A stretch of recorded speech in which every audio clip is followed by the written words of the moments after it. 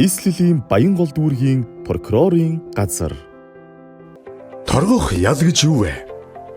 Гэмт хэрэг үйлдсэн хүнд эрүүгийн хуулийн тусгай ангид заасан торгуулийн нэгжтэй тэнцүү хэмжээгээр мөнгөн төлбөр оногдуулахыг торгох ял гэнэ. Торгох ялын хэмжээ нь 451-ээс 40 мянган нэгжтэй тэнцэх хэмжээний төгрөг байна. Эрүүгийн хууль заасан нэг нэгж нь 1 мянган төгрөгтэй тэнцүү байна.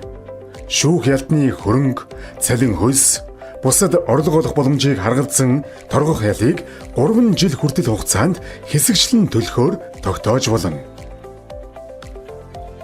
Ялтан торгох ял оногдуулсан шийдвэрт өөрөөр заагаагүй бол тухайн шийдвэрийг хуулийн хүчин төгөлдөр болсноос хойш 90 хоногийн дотор хэрэв хэсэгчлэн төлөхөөр тогтоосон бол тогтоосон хугацаанд биелүүлэх үүрэгтэй.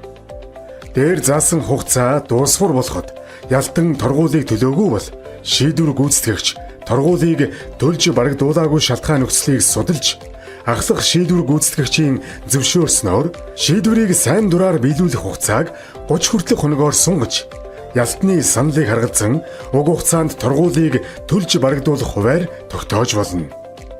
Тогтоосон хуваарийг ялтан тогтоосон хугацаанд биелүүлээгүй тохиолдолд торгох ялыг хорих ялаар солиулах саналаа прокурорт даруй хүргүүлнэ.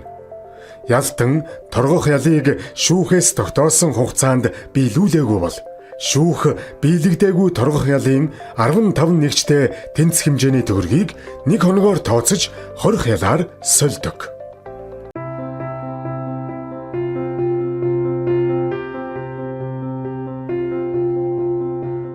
Нийслэлийн Баян гол дүүргийн прокурорын газар.